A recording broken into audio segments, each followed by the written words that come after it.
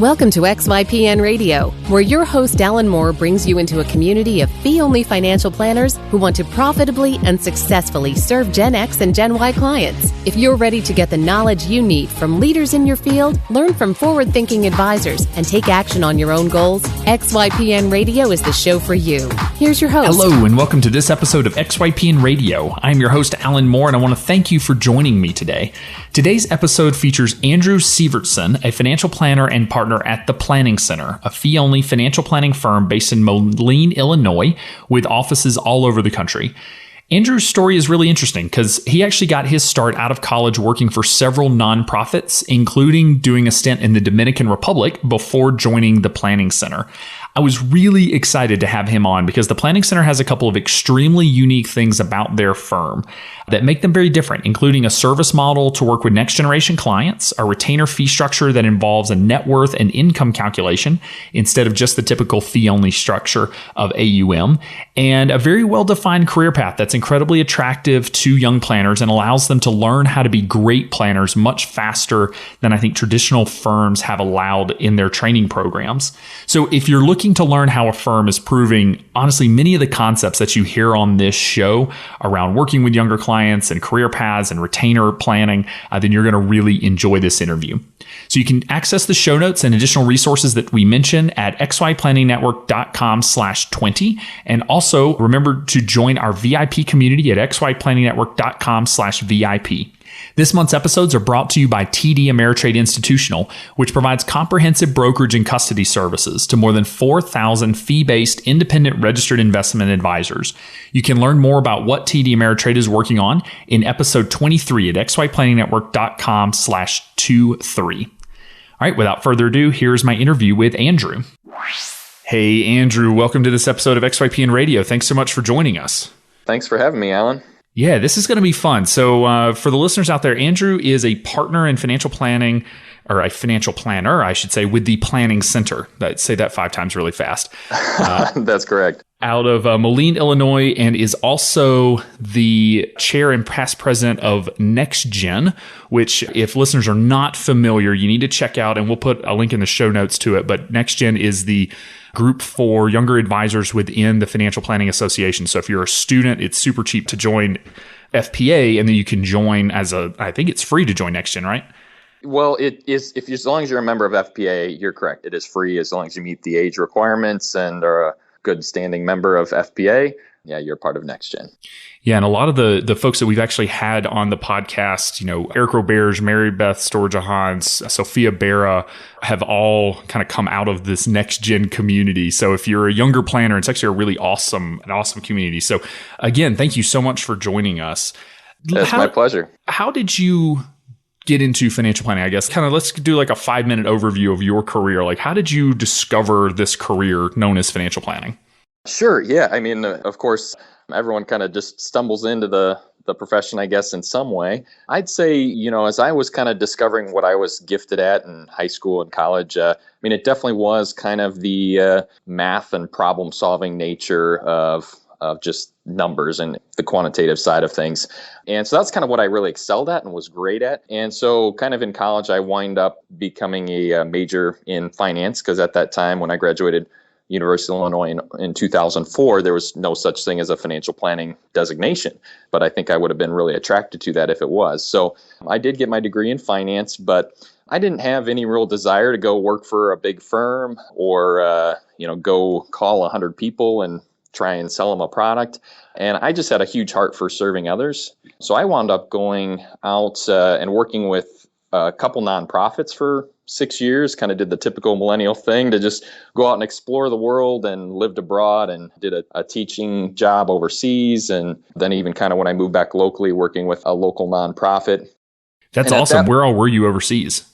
I was teaching in the Dominican Republic. So it was kind of junior high, English and science to just kind of a small independent school. Oh, that's awesome. But it's a lot of fun. Still go back. I serve on their board and take annual trips down there to kind of serve the school. So it's a cool thing. So what made you decide to go do that? Was it just not being sure what you wanted to do, or was that just you just saw your passion in education?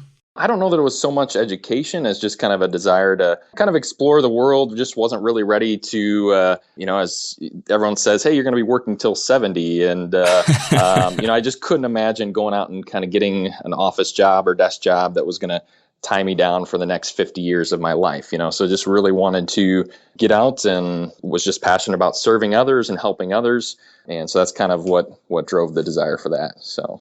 Makes sense. So you came back and worked for another nonprofit, and what were you doing there? It was a high school ministry. It was an organization called Young Life. So just working a lot with youth and high school and junior high students. So how did that lead then to becoming a financial planner? Sure. So my older brother is actually also a partner in the firm, Matt Sievertson. And he kind of started with the planning center right about the time that I had declared finance as a major. So we'd always had conversations about what he was doing and just this whole world that even existed in this financial planning firm. So our folks were actually clients of the founding partner, Marty Kurtz, from back in the 80s, from before he even founded the planning center. And so that's kind of how my brother wound up getting in, was just having conversations with them. And then I had conversations with him, and eventually he kind of pulled me in with Marty. And that's kind of where I really realized that what I really excelled at, which was the financial problem solving, and what I was really passionate about, which was just kind of helping others, really kind of connected for me. And that's where I jumped in with 2 feet. That's something I hope we can continue to spread the message of, especially with students and younger planners, because I think it's so hard to showcase that really is what we do, that it's kind of this intersection of money and psychology, that we do get to do the problem solving and the analytical side, but we also get to help people, and Yep. manage that side of it. So I think it's what makes our industry, our profession, so much fun. Yeah, absolutely. So talk a little bit about your kind of career path. So you got brought in, you had a little bit of work experience. It doesn't sound like you had the CFP at that point. So kind of how did you get from kind of entry level position to, partner? And I mean, you're pretty young, so that was a pretty fast transition. I think it was a very fast transition. I started part-time in 2007 was when I first kind of came knocking on the door.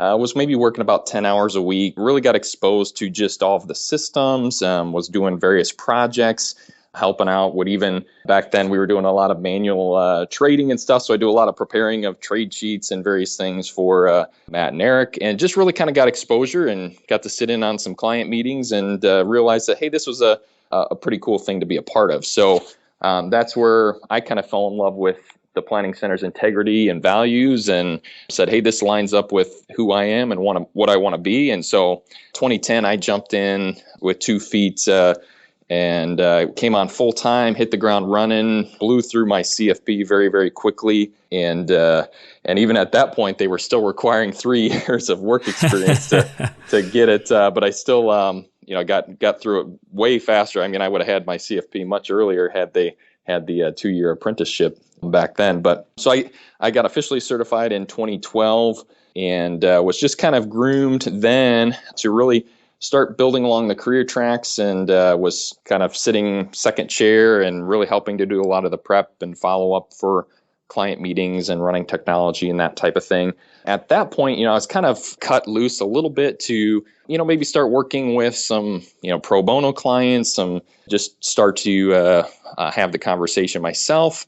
And in fact, we even have an introductory kind of service model for young professionals. So I was able to start kind of working with some young professionals or peers, and just kind of help build up confidence and skills to really hone in as a financial planner. And then a couple of years ago was asked to become a part owner in the firm, and just really loved what we were doing, could see on the national stage that we've got something special here at the Planning Center. And so, of course, I was willing to jump in and start down that path. And so I've really now kind of more transitioned into really a lead planner for the firm. And that's kind of my main role, is meeting with clients and now kind of mentoring some of our younger planning analysts along the way.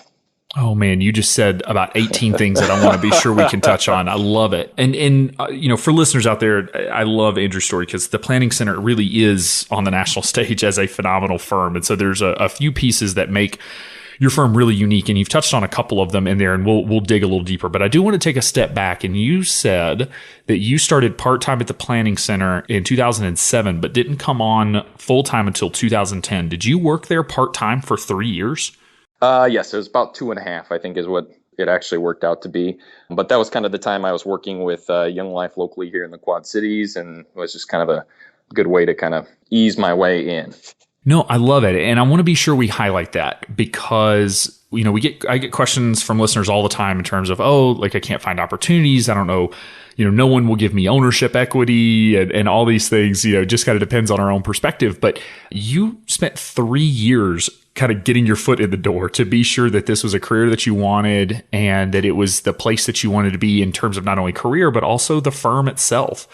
And I think that that's something that we hear from most of our guests on this show is that something always comes up that just shows the amount of drive that they had and desire and willingness to do what it took in order to be successful. So I do want to be sure that listeners hear that. So there are a few things that make your firm unique, I would say. And one is the fact that you have advisors throughout the generations. And so to take a little bit of a step back, I was talking to an advisor recently and they said, I'm in my late 50s and I'm looking to bring on a 22-year-old to kind of sell the firm to. And I used your firm actually as an example, but I said, whenever you're in your late 50s, trying to talk to a 22-year-old new advisor is really challenging because there's just such an age gap. There's such a generational gap in terms of communication and all of that. So talk a little bit about the advisors that you have in your firm and kind of their ages and roles, because I think I think it is one of the things that makes your firm so successful. And feel free to disagree if you don't think that that's right.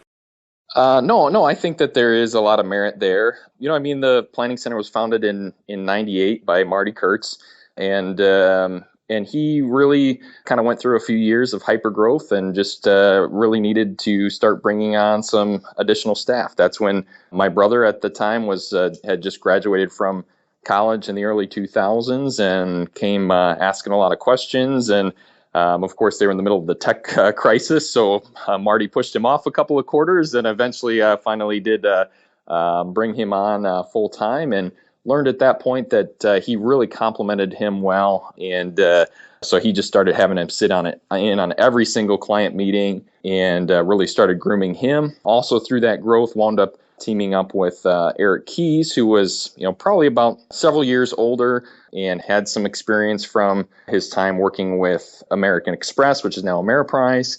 And so they kind of teamed up and partnered up on. So kind of the age gap now, we've got Marty kind of in his early to mid 60s, probably figuring out his succession plan, which he's been working on for, I want to say, Matt probably came on about 12, 13 years ago. So, that's how long he's been working on this, and he's still probably got 5, 6 more years before sailing off into the sunset. But, and so Eric, he's in his 40s, so kind of Gen X, has actually kind of taken over as president of the Planning Center, and that's kind of his main role. And then we got Matt and myself, who are in our 30s, who kind of then bear the brunt of a lot of the client load. So yeah, we're pretty staggered out there, which is a kind of real nice balance to fill a lot of the gaps. And one thing we did find that I think is key for a lot of owners is that when Marty was a solo guy, the average age of our clients was basically Marty's age. Mm. And every year that he got older, the average age went up a year. And as soon as he kind of brought on Matt and Eric, and then eventually myself, we really saw that hold and then actually start coming down.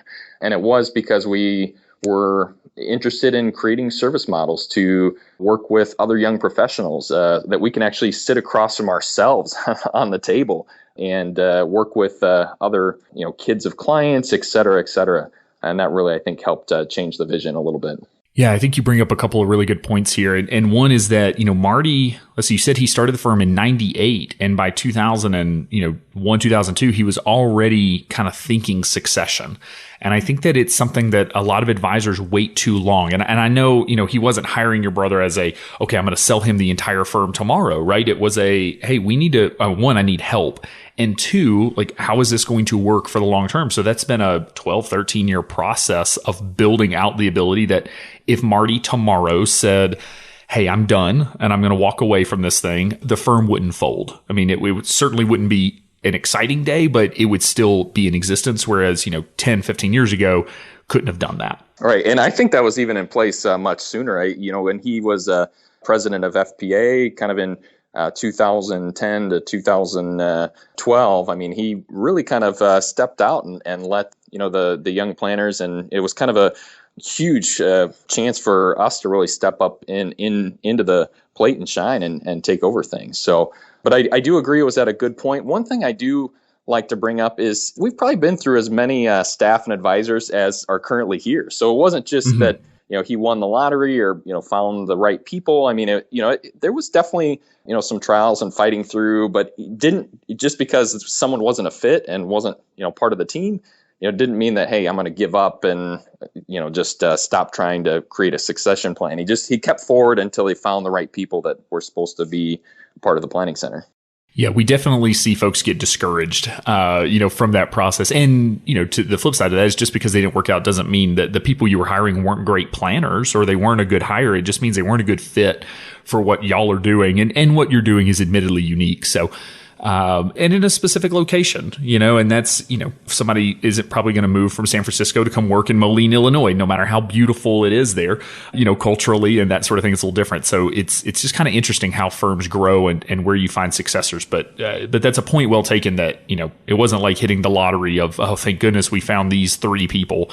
That, it does take time to find, but it takes a long-term perspective. It takes somebody in Marty's position being willing to say like, hey, this is kind of where we're going. And for, the 3 of you currently and future advisors to be willing to be a little more patient, I guess, than some of us are. And I'll put myself in the impatient boat. Yeah. And that's a very valid point. I mean, Marty's vision for the firm was always that, in 50 years, he envisioned a different group of planners talking to a different group of clients about the same pool of money. and so it was just kind of a real unique vision that even set off calling it the planning center and not, Marty Kurtz Financial or something like that, was that, hey, I want this to be a greater thing. And, in fact, we're already starting to see it where some of us young advisors are working with already the 4th generation of clients that have been clients of Marty's. So it's kind of a cool incredible thing. 4th generation. I mean, most advisors are freaking out about money passing 1 generation, much less 4. Well, no, I guess I have to say they're 529s for the 4th generation. So Fair let me enough. go ahead and pull back and clarify a little bit that it's working with the 3rd generation for the 4th generation. No, that's awesome. So you've mentioned service model and that you had the opportunity to kind of start working with your peers a little earlier on, which again is something that I think makes the Planning Center really unique. So could you talk just a little bit about the different service models that you have for different clients? Sure. Yeah. So we kind of basically have a retainer model is what we've moved to. One that is really a comprehensive services. It's our full service model. And what we really tried to do was how could we wind up working with young professionals, our own peers, ourselves, kids of clients. And that's where we really developed an introductory service model for young professionals based on what do they really need? What are the things that we need to focus on and do? And so we really boil it down to working, helping them establish their net worth. We're huge cash flow people, so we use first step cash management with all of our clients. The power of that conversation then becomes amplified when working with young professionals, helping them with, figuring out emergency funds, debt management, debt pay down, putting together payment plans on their debt, but really then kind of just even incorporating in the life planning and how do we establish and track goals and just start creating some simple goals to go along. At that point, we realized we can maybe scale back our services a little bit as far as, how frequently we were meeting with them. And essentially, I think what a lot of the XY Planning Network folks are doing, we started charging a monthly retainer fee. Mm-hmm. And we basically said, hey, what do we think people would be willing to pay for these services and what's going to kind of compensate us for our advisors' time to be in the room with them. And so that's where we came to, $100 a month, just kind of service them and have found that to be a pretty attractive model for that demographic and to really kind of help get them in the door and service. And the last piece that we really found was that, of course, we couldn't have Marty probably sitting in with one of these introductory clients, but, this is a great way for our newly minted CFPs to essentially kind of cut their teeth on some cases that are maybe low risk to the profitability of the firm. They're just a little bit more comfortable because they're working with someone their own age. And it just really kind of helps them fulfill, Malcolm Gladwell's book Outliers, where it's 10,000 hours to mastery. Like, how do we take these young planners who are full of technical knowledge and really give them the time to mature and nurture in kind of the more relational skills and conceptual skills, and all along the way, we get to kind of serve this huge underserved demographic that really needs it. In my belief, most major financial decisions happen before we're 40. Yet Absolutely. We have a profession that doesn't grab them until they're 55 or 60. So, I think that's worth noting.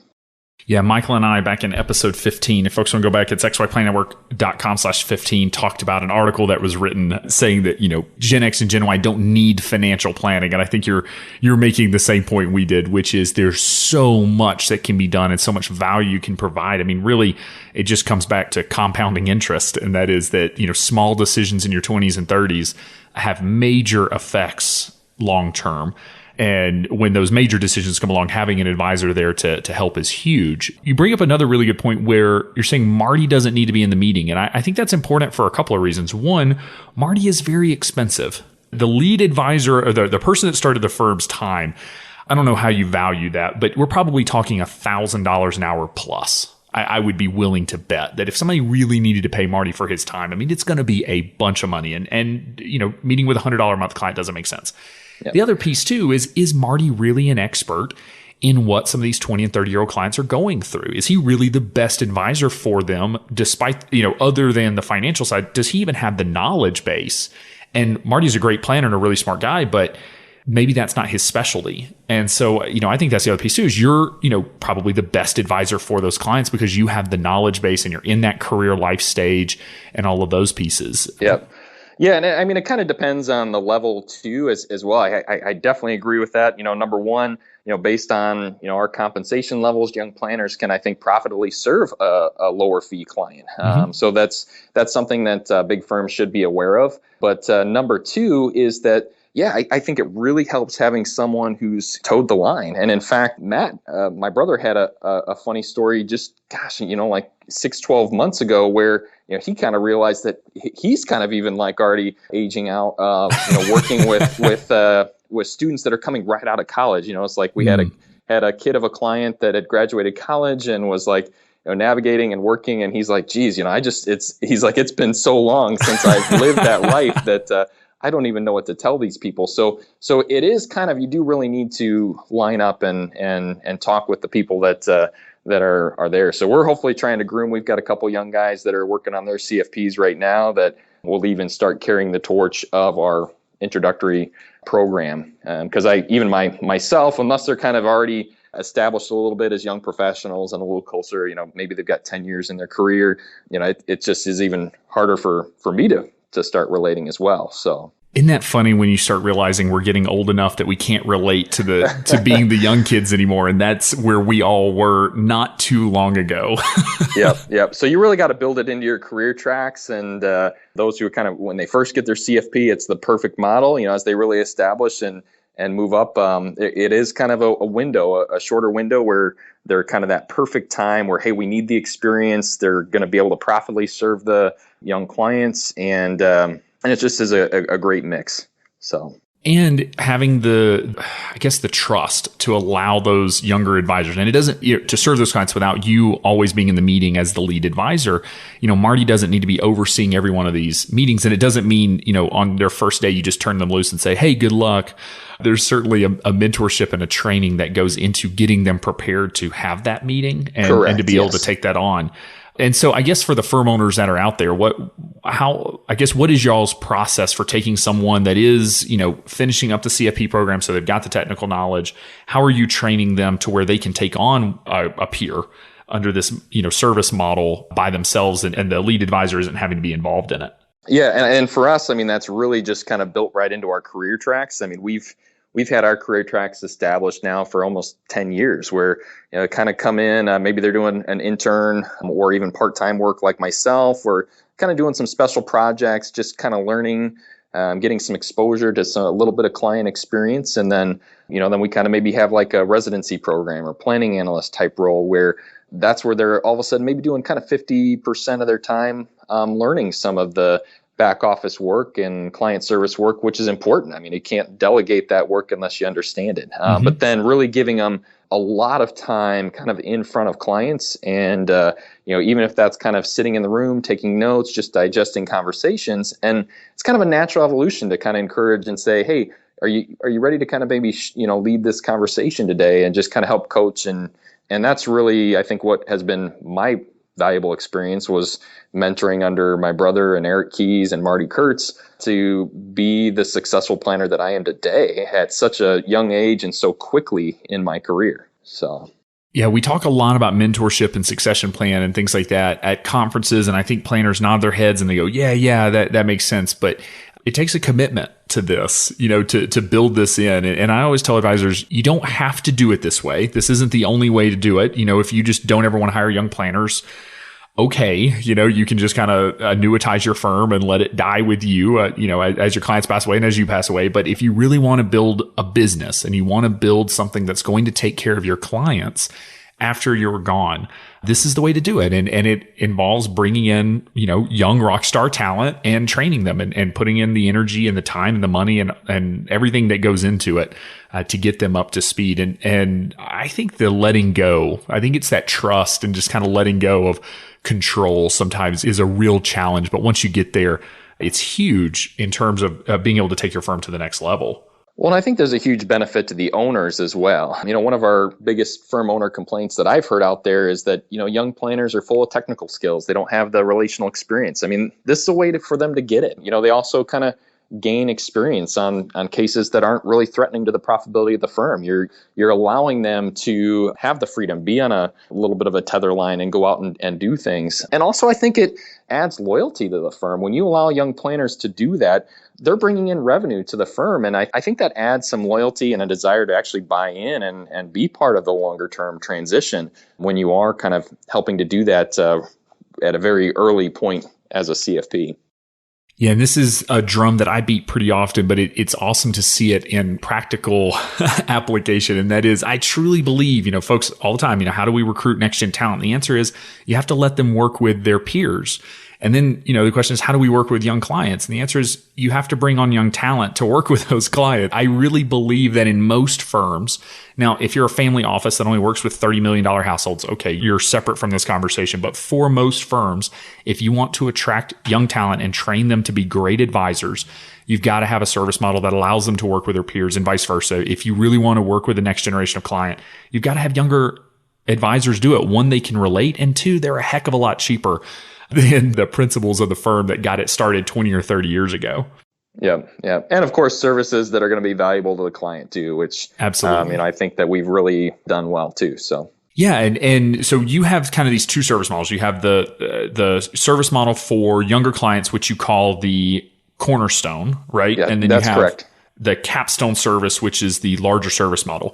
Can you talk a little bit about how a client goes from one service model to the next? Because I think that's a fear of a lot of advisors that, once they're on this $100 a month, they're never going to pay you for the bigger service. So can you speak to that a little bit?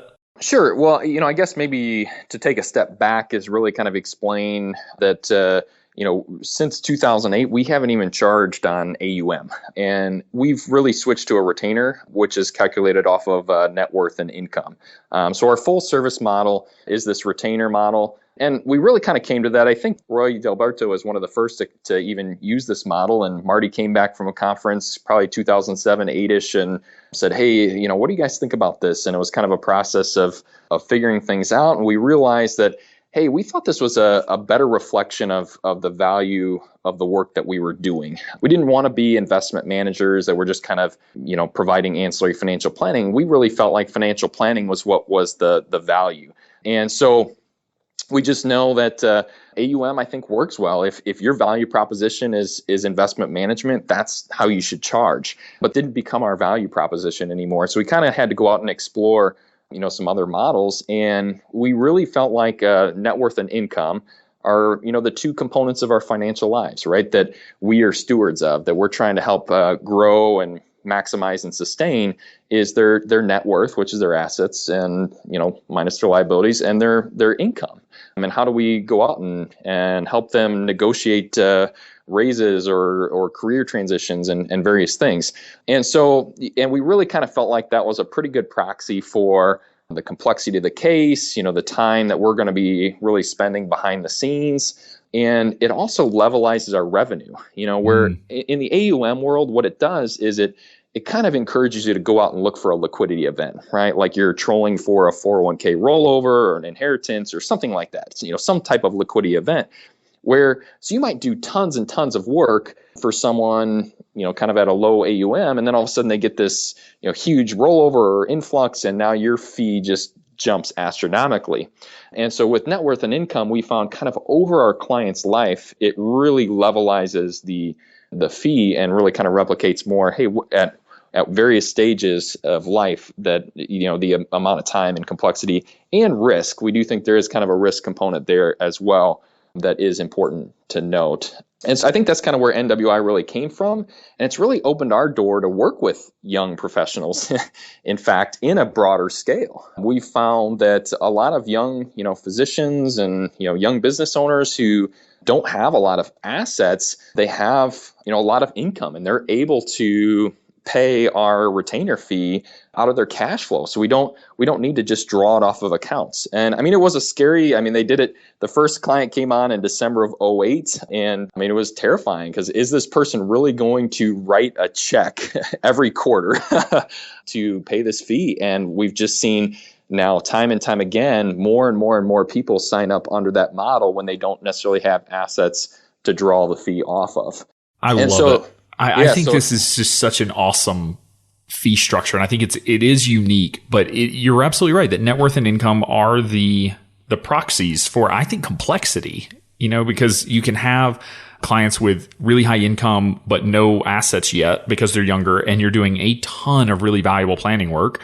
Or they can have their money tied up in real estate or stock options or deferred comp plans or whatever. We can come up with a whole list of clients that this allows you to serve that just a strict AUM model doesn't allow you to reach. Right. And now we feel like it's reduced our conflicts of interest, that, a client inherits $1 million, and they say, what should we do with it? Well, if we were to be under AUM, we'd be like, okay, well, let's just invest it here, because that's going to, grow it the most, where we can really say, okay, well, psychologically, you've just been really unhappy with your mortgage, or maybe we should pay off some debts, or do some other things, or shore up emergency funds, all these types of conversations that now our compensation doesn't change by helping them navigate those conversations. So, I don't know that it's for everyone.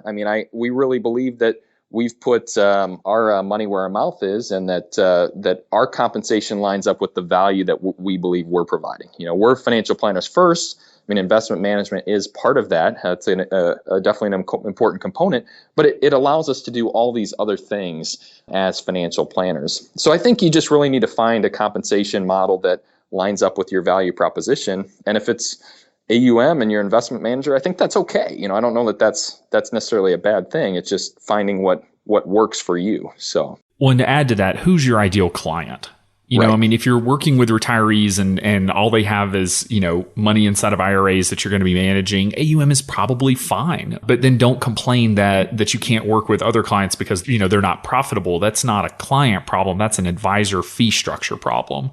And this is a great example of a fee structure that does open up a lot of doors. And to your point, it's not going to be right for everybody, but until someone can tell me who's their ideal client, who is it that they really want to serve, and who do they want to work with, we can't say what's the right fee structure, because there is no right fee structure. There's only the fee structure that's going to work for whoever it is that you're serving. Yeah. And in fact, this may just be the biggest stepping stone from AUM, that along the path of evolution. We know it might not be perfect, that things have evolved 3 times. We'll be ready for the next kind of industry disruption as far as compensation models and stuff. But we really found that what it showed, I think, the planning community is that people are willing to pay a fee for financial planning, and that it doesn't have to be the sale of a product. It doesn't have to be investment management.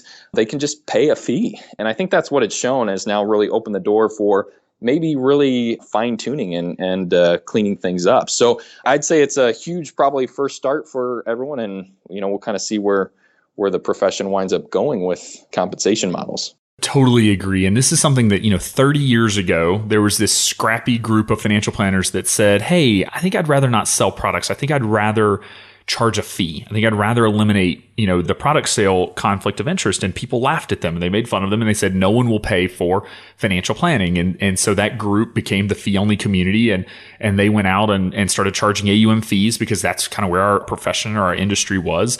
And it's amusing to me because I hear from some of the folks that were the trendsetters 30 years ago into this fee only space. They're the ones telling us no one will pay a fee for financial planning. They won't pay a monthly or a quarterly fee. They won't write a check for the service. And clients will. And that's what I just don't know how to reiterate enough is that your firm is growing extremely rapidly with a bunch of folks that are willing to write checks for financial planning. And I think maybe it comes down to just a lack of ability to sell the value of financial planning. Yeah, I was exactly going to say that, Alan. You're all on top of. It comes down to your value proposition. It's not necessarily how you charge or what your compensation is. It's how do you express your value. And I mean there is quantitative value to what we do, but it's hard to really know, especially for a prospect and before we dive in and what that's even going to look like. We know from studies that there is a quantitative value to our work, but at times we even layer in insurance products or things that we recommend that clients go out that is going to cost them more money. And so at the end of the day, there's this whole kind of life planning piece too, and this quantitative value that we're adding that you got to be able to express and have kind of that down and to be able to explain. And I think that's what's really made us successful is just having a value proposition that attracts clients. And as fee-only advisors, I know we're very scared of the word selling. And, marketing coaches have been beating this drum for a long time of like, hey guys, we still sell, we just don't sell products, but we do sell a service, we sell ourselves. And it doesn't matter how great your value proposition is if you can't communicate it. You've got to be able to sell the services that you offer. But so going back specifically to the net worth income, can you share just what that calculation is for advisors? For advisors to know kind of how you're calculating this for clients, I should say. Sure. And we do have this all out on our website. So in fact, you could just go out to theplanningscenter.com and take a look at the fee schedule for yourself. But it is kind of a tiered schedule. So, on net worth, rather than charging like a 1 or a 1.25 on, investable assets, we've really reduced that down to, start at like 0.5% of total net worth. And then that kind of tiers down from there. And then there is an income component as well, where right now it's just a flat 1% of income. And we'll see if we wind up kind of tiering that as well. But is that AGI or gross? That's AGI. Okay. Yeah, correct. So for a younger professional, we'll just say before all the assets are necessarily there. So we've got 0.5% of net worth and then 1% of income. So if you have a client come to you and they're a doctor making, $350,000 and they've got $500,000 in student loan debt, they're going to be coming in at that, $3,500 a year, I guess. Right. And we don't do a negative fee for negative net worth. That would be nice. But that is, exactly correct. Where we do have young professionals that are setting up orthodontics practices, et cetera, that have $500,000 of student and business debt, yet their income component alone lets them meet our minimum fees. We've got fairly low minimums at $3,000 a year, but that they can meet those minimums and essentially cash flow it, and it works for them. They're excited and able to do that, and we can provide a value-added service for them. And in fact, what we've seen is that we're now growing these asset accumulators that in a matter of 3-4 years, we've seen them chip away that $500,000 of debt, and in fact flip over where they're have a couple 100,000, if not 500,000 of net worth in 4 or 5 years. So, and I think that's a pretty impressive testament that says, hey, we've now grabbed this client when they were coming out of professional school, setting up their business with negative net worth, and now 20, 30 years from now, they're going to be some of our biggest clients. So I think that's huge because up to this point, the fee-only community, and I love the fee-only community. I love what we stand for and all of those pieces, but our fee structure has basically stopped us from, if you're only charging AUM, it has stopped us from serving those clients. And so what will happen is, basically instead of doing what you're doing, which is actually working with a client, we send them away and we say, when you're rich, come back to us. As Michael Kitces says, this is like a doctor that only works with you if your BMI is under 20. Come back when you're healthy, which is just absurd. I've never heard that one. That's good. I'll use that one. And it's just such an absurd thought that, we're the only profession that has tried to base our value proposition on working with people that are already successful without us. But how much more successful, how much better off are those clients because they're working with you, and how much faster are they ramping up? And what are the long-term effects of that? And it's huge. It's more than they will pay you in a lifetime of fees. And it's just, I love it because you're helping so many people get to where they want to be instead of waiting until they're there and then working with them. Right. I think that's the thing that firm owners do kind of need to remember is that, and what Marty really let us younger planners do was go out on a limb and bring on these younger clients, because our biggest clients today weren't, won or bought or, wooed over from somebody else. They were grown, from the ground up. So it's kind of just remembering where we came from and, not losing sight of that. That's a fair point too, is that if you started a firm 20 years ago, you weren't working with 65-year-old millionaires. You were working with your peers, and you grew a bunch of 65-year-old millionaires, and expecting, young planners, if I came to you and I said, Andrew, I want you to go out and only bring in, baby boomers with $1 million or more, that's going to be a heck of a challenge. But if I say, bring in young professionals that, are profitable, because you do have that minimum fee of $3,000. And I think that's totally appropriate. We don't run charities, we are running businesses, so it's okay to charge for the value. And, at 1% of AGI, I don't know how many of your clients actually have that 300,000 AGI, but we're talking 1% of their income. They can spend the other 99% on other stuff. But to get, a comprehensive financial planning firm for that fee is just remarkable. And then the value that they can provide. Right. Yeah. So the schedule, it's always a work in progress. We're trying to fine tune things, and the tough thing about compensation, this whole conversation, is we're the only profession that's paid in the medium in which we work. And I've heard Marty and Eric, preach that so many times, and it's so true. Lawyers aren't paid in legal units.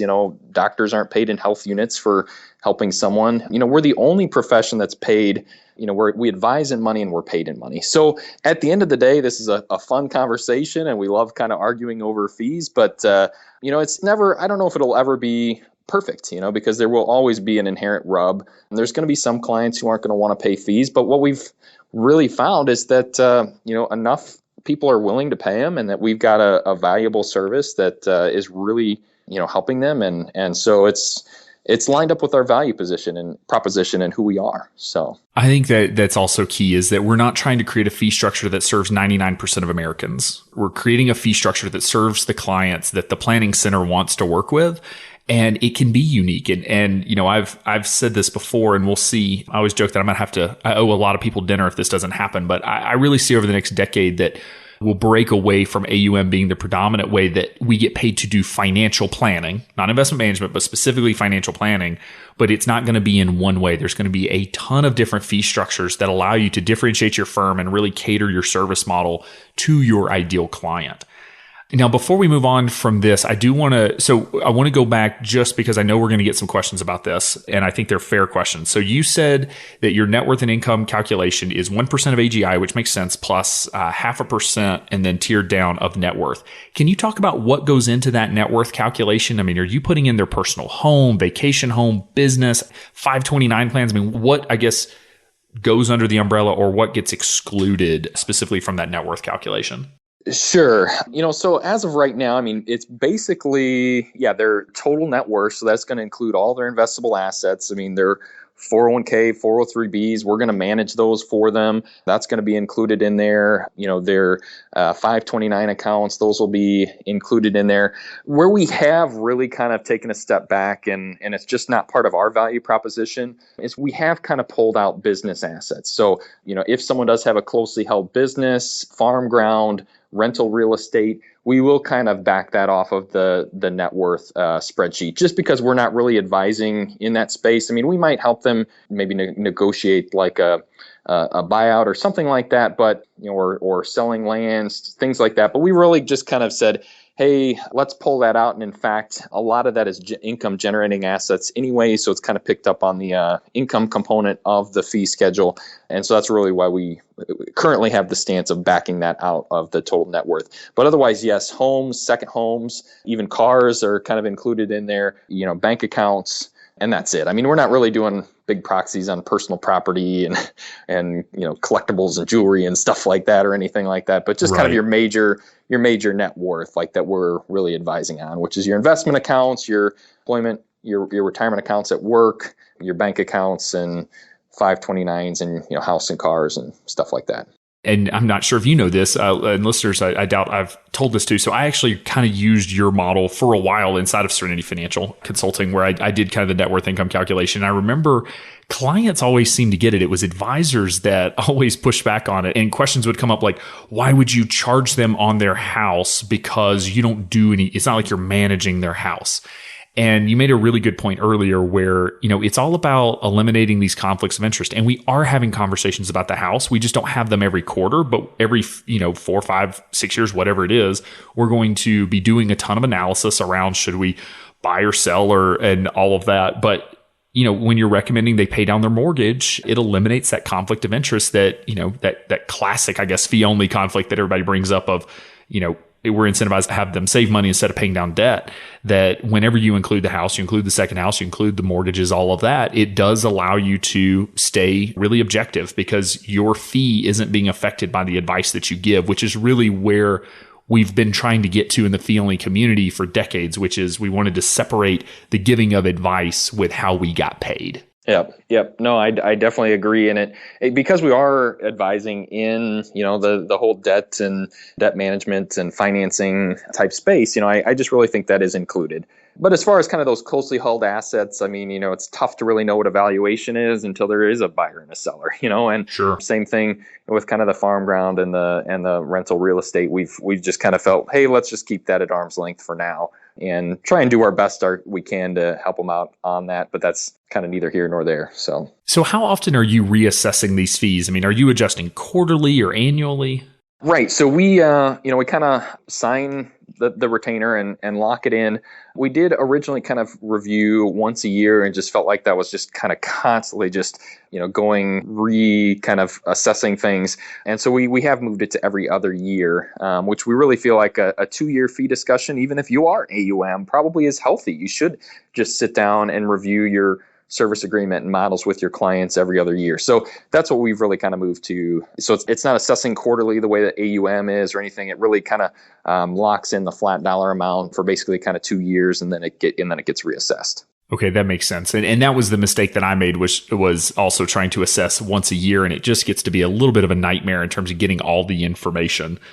And what time of year is it a rolling basis, or is there a good time of year that you find to do the reassessments based on tax returns or? No, I mean, we've just used a rolling basis kind of based on the quarter that they actually came on as a client. So yeah, it just kind of rolls through, and we've got, tasks set up in our CRM to just sit down and recalculate and reassess that. So it's just kind of a natural part of the business model. And in fact, I think that systems are even better for recalculating this. You said to gather all the information. We've got so much data aggregation, coming in the pipeline that a lot of that data is out there now. Yeah. And so, even, we're looking at, various softwares that are going to start pulling in bank accounts and liabilities that, there's very little information we'll need to actually update and reassess on an ongoing basis. That is a really good point. Just a few years ago, I mean, you basically could only get information directly from your client on student loan debt or mortgages and that sort of thing and bank accounts. And so now with some of the new account aggregation software that's getting integrated in with the planning software, I mean, in many ways, your balance sheet inside the planning software is pretty up to date, minus just a few things like, homes, which, don't have a value online. Well, I guess you pull it from Zillow or something to get a general view. And now, do you find that y'all do tax returns? Is that correct? Well, it depends. We've really kind of sat in the middle of this space. I mean, we think that, of course, tax planning and preparation is a tremendous value add. So I think it was probably about 4 years ago, we actually bought a CPA practice and offered to start doing taxes for our clients. However, we do have some key centers of influence that we've developed. So that is a separate additional charge right now for tax preparation services, just so that we could feel like, hey, if somebody is their own CPA or that they really work with someone that they don't want to change, we've kind of left that door open to do so. But we've found that it's a huge number of clients where yes, we just really kind of want all of our financial services under one roof. And it's been awesome for us to have a CPA that we can really lean on for extensive tax knowledge and tax projections for those clients that are there. We don't have to wait for another CPA to run them. We can just get them run behind the scenes and make the recommendations. Okay. No, that makes perfect sense, because I found that it would have been nice to do a little bit more on the tax return side, I think, underneath this model. But just as long as you have those close relations, whether you're either doing it in-house or you have close relationships with CPAs, it's really nice. I always joke that I would do tax returns if it wasn't during ski season. So, but unfortunately, they overlap, and I picked one, and it was not taxes. So I guess a little bit just in terms of forward thinking. So, because listeners will probably be interested in knowing kind of where the planning center is headed. And you mentioned having bought a firm, bought a CPA practice. And if folks aren't aware, there a couple of recent acquisitions had happened. So tell us a little bit about kind of y'all's plans going forward. I mean, are you planning to expand nationally, or kind of where's the planning center headed from here?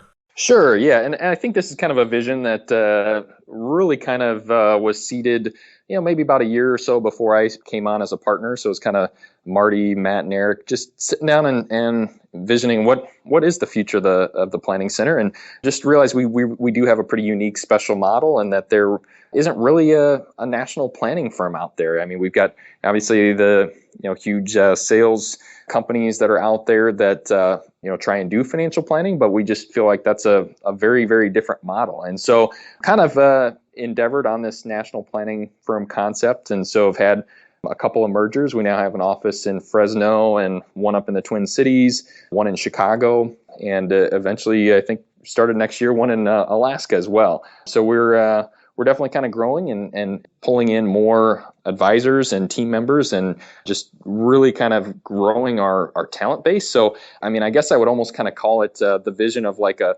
virtual super ensemble firm, where we can essentially have all of this talent and expertise of planners that have different specialties that kind of can come together and kind of collaborate virtually and almost really kind of share clients. I mean, we will have client meetings where the boots on the ground advisor might be sitting with the client, but we'll have someone remoting in via GoToMeeting to have a conversation, because they're the specialist in working with small business owners, or the specialist in working with farmers, or you kind of go down and name the list. Now we can kind of basically put together a team of specialists to work together nationally. So it's kind of a cool thing. Which is a huge value add, I think, that because we're always preaching this message of you got to have a niche market. As you grow, you can have a bunch of niche markets, because each advisor or each advisory team, depending on the way your firm is built, can have these areas of specialization. So you can have the guy that knows everything about ranch land, and then everyone else in the firm doesn't have to get up to speed on that. They can, be specialists in something else. And in the pre-call, listeners probably know by now that, we'll chat a few minutes before we get started, but you said something really interesting, and I want to highlight it. And that was that, for the longest time, you're in the Quad Cities, you're in Moline, Illinois, not a lot of fee-only firms in that area. And that, were you forced, I guess the question is, were you forced to develop a niche inside of Moline, or have you just kind of seen that you've grown organically? Yeah, so I think the firm, just talking about the Moline Quad City area, has grown very organically. Was probably putting together a couple of key centers of influence early on, but really it was just buckling down and doing great client work. I mean, we've never really been out on the megaphone, preaching or buying advertisements during March Madness. I mean, it's literally just doing great client work, and our clients then become our biggest promoters. And, we make sure that they understand everything that we do and our value proposition, so that when the conversation comes along with a friend or a family member, they're able to share that. And so that, I think that really has helped us grow, but also the last probably 5 or 6 years, the media has really, switched to, of course, this whole internet base where people can really search and do their own due diligence. So we have seen our number of clients coming in from client referrals really start to go down and have tons of these clients who are searching us on the web. And believe it or not, we're in the Quad Cities, and I think this is what you're referring to, is that, we are the only fee-only firm between Chicago and Des Moines. Whoa. And for those who don't know the Quad Cities, we basically sit right in the middle. So if you drove 2.5 hours east, you'd hit Chicago, 2.5 hours west, you'd hit Des Moines. And so those are kind of the biggest metropolitans near us. So we kind of sit in this little micro-urban community surrounded by, miles and miles of cornfields. And so we'll have people drive to us, hour and a half if they don't want to do a go-to meeting, just to meet with us and meet with a fee-only planner. So I did jokingly say that in the Quad Cities, we do somewhat have a niche just on our compensation model where, you get into the major cities and what we're kind of now having offices in those firms. Well, guess what? Fee only is not a niche when you're in those big cities. We really need to start refining that with those advisors. Whereas here in the Quad Cities, we get a lot of folks who just search fee only planners, and we're the only ones who pop up. So, well, before I sold my firm, I was the only fee only planner in the state of Montana. So, and I don't believe we currently have any planners in Montana that are listed on like NAPFA's website as being fee only. So I totally understand being kind of in this like big area where there's just not a lot of other folks. And for the longest time, fee only advisors have relied on location being their niche, in that they were the only one in the area. And in Moline, just because of the size of the city, that will probably continue to work. And I wouldn't be coming in, crying for a niche market. But to your point, whenever you start pushing into Chicago or Twin Cities or these types of places, then all of a sudden it's like, oh, okay, well, there's 40 fee-only firms on this block. So what makes us different? And you are different. You're very different. You have a very different value proposition, and you have that message. It's just being able to refine it and really get that message in front of those prospective clients. That's correct. Yeah. So I want to wrap up with one more quick piece, and I want to let you plug a little bit for NextGen here. And for our young listeners that are out there, whether they are students or just kind of breaking into the profession, how can they, well, I guess let's start with why. Why should they get involved? And I know we're switching gears a little bit, but you've been very involved in NextGen. I was very involved in Genesis, in NAPFA. And so I'm a big proponent of this, but I want to hear it from you in terms of, should people be getting involved early on in their careers in these organizations like FPA NextGen? Yeah, you can be biased. I love it. That's a couple of, it's a loaded question, but most absolutely, I think that young planners need to be getting involved in their associations. They need to step up. And I think we're starting to see this huge wave. Even within FPA, you look at the number of board members and chapter leaders that are also NextGen members, it is growing and pretty awesome to see. So I think a lot of people think, oh, hey, if I, don't have some gray hairs and, 20, 30 years in the business, I really can't speak up and help push the profession forward. And I don't think that's the reality or the truth. In fact, I hate it when people kind of say, oh, here's NextGen, the future leaders of the profession. In fact, I believe we are leaders in the profession. I'm not saying we're the only leaders, but we are also leaders in the profession. So, even kind of right out of the gates, I would just encourage folks to get involved. Probably the best conference out there, I know Kits has just mentioned it on his best conferences, is the NextGen gathering for young planners just trying to kind of figure out career tracks and figure out what do they want to get out of career and career satisfaction and, conversations about serving, emerging clients and, what are the different firms that are out there, what's all kind of going on. And it's a dirt cheap conference. It's held in June. Can't remember the exact dates, but I think it's like the third weekend in June. It's going to be held down at UT Dallas. And I don't know if the official price tag's been set. I know last year was $199, and that included not only your conference fees, but also your lodging and dorms and all of your food for the weekend. So yeah, you will not get cheaper than that. There. So get involved in NextGen. That's where you're going to be able to, really bounce a lot of ideas and make ourselves better and know what's out there. So. Yeah, and I couldn't agree more with Come to Next Gen Gathering. I've been the last 2 years and I put it off. I mean, when I was first starting my firm, I was in Milwaukee and the conferences were held just north of the Twin Cities and I didn't go, and I regret that now. That was a mistake that I didn't prioritize that. So as a young planner, if you're out there looking for a conference to go to, I think it's a phenomenal conference. And people will often be like, oh, well, there's also the XYPN conference. And it's like, yes, the XYPN conference is for advisors that want to serve younger clients. Next Gen Gathering is specifically for younger advisors that are looking to break into the industry, that are looking to change things, that are looking to move the profession forward. And, obviously if you can come to both, come to both. But, the gathering is always held, or pretty much has always been held, over a weekend. So you don't have to take off, 3 days off work and convince your boss of it. If they deny it or tell you can't go or whatever, you can still come because it is so inexpensive, but it really is an awesome experience. So the last thing I'll put in a plug for you just on Next Gen is that you can get involved in a couple different ways. You can get involved at the local level. There's a lot of local FPA chapters. If you're a student, you can start a student FPA chapter at your school if you don't already have one. But you can get involved at the local level, the regional level, the national level, and come into national conferences and online. So if you join FPA, you get access to the online forums and allows you to interact with however many thousands of Next Gen members there are now. So there's really no excuse to not get involved at this point. Yeah, that's correct. Hopefully your local level has activity. If not, maybe you're the one to get it started. And so there's a lot of resources. We've got a local liaison coordinator that helps local chapters get their own Next Gens communities rolling. But then there's tons to do online and even at the national FPA conferences, and of course our own Next Gen gathering. So it's a pretty cool thing. So we'll wrap up with one final question. This is something that we ask all of our guests, and the answers are, I just love the answers. I love this question.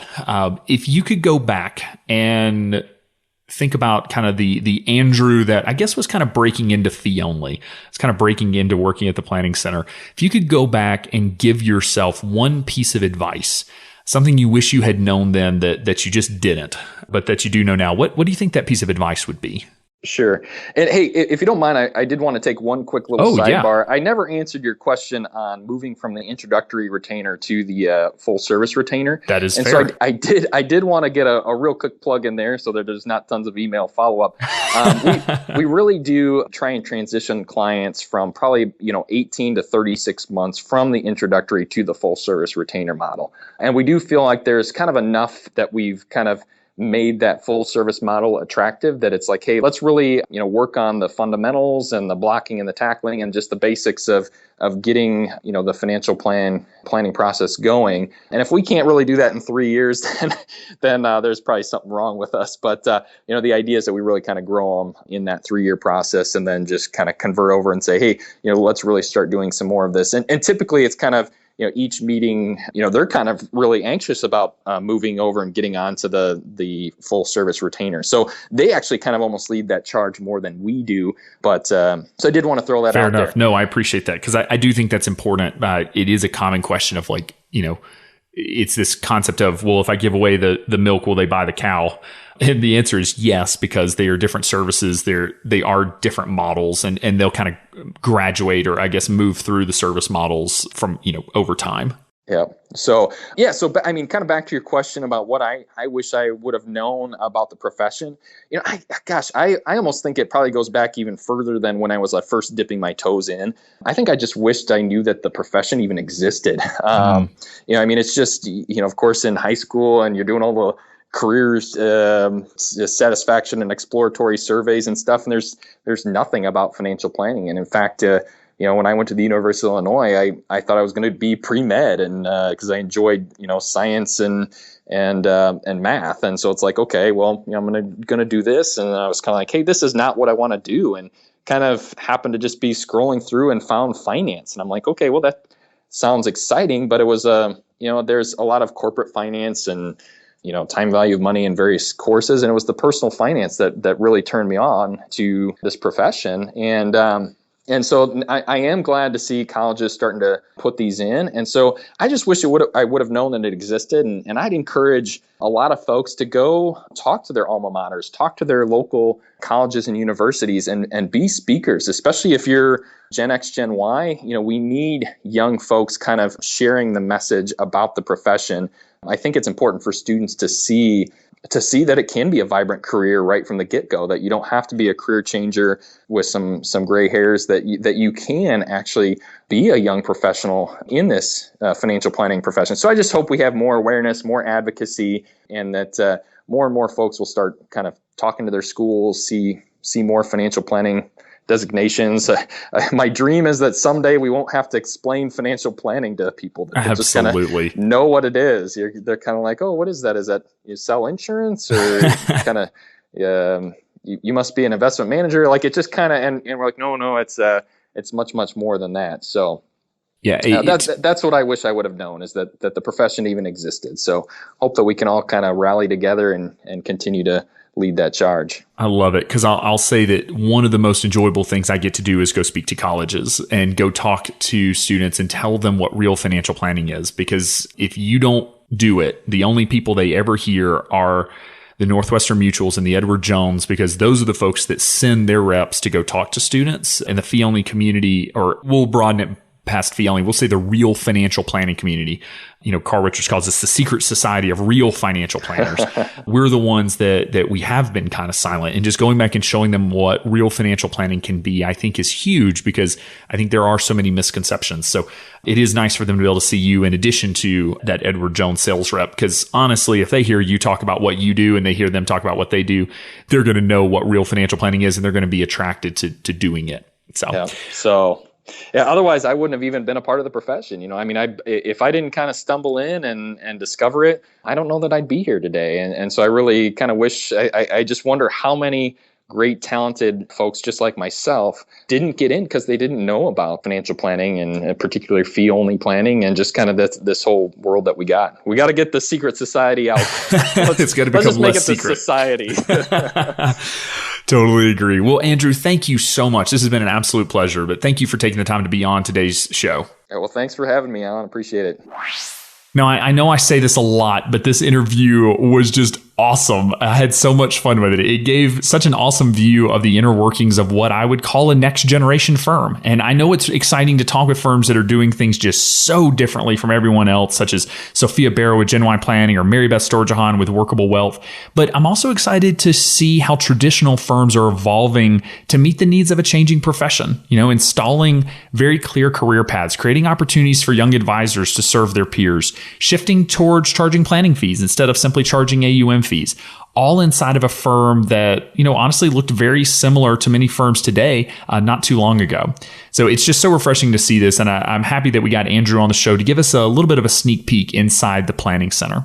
So remember, you can find all the show notes along with resources mentioned in the episode at xyplanningnetwork.com/20. And if you have questions for Andrew or for myself or Michael Kitsis, you can join our VIP community at xyplanningnetwork.com/VIP and post your questions there. Now, this month's episodes were brought to you by TD Ameritrade Institutional, which provides comprehensive brokerage and custody services to more than 4,000 fee-based, independent registered investment advisors. Their advanced technology platform, coupled with personal support from dedicated service teams, allows investment advisors to grow and manage their practices more effectively and efficiently while optimizing time with clients. They provide a robust offering of products, programs, and services designed to help advisors build their businesses and do the best job possible that they can to help their clients with their financial goals. Remember that you can learn more about what TD Ameritrade is working on at xyplanningnetwork.com/23. Thanks again for joining us today. We'll see you next time. You're not alone, and you're not crazy. It's scary starting, building, and growing your own financial planning firm. And that's why we put together a free private community just for you, the Cutting Edge Financial Planner. Go to xyplanningnetwork.com/VIP or text XYPN Radio to 33344 and join a network of thousands ready to change the lives of Gen X and Gen Y clients.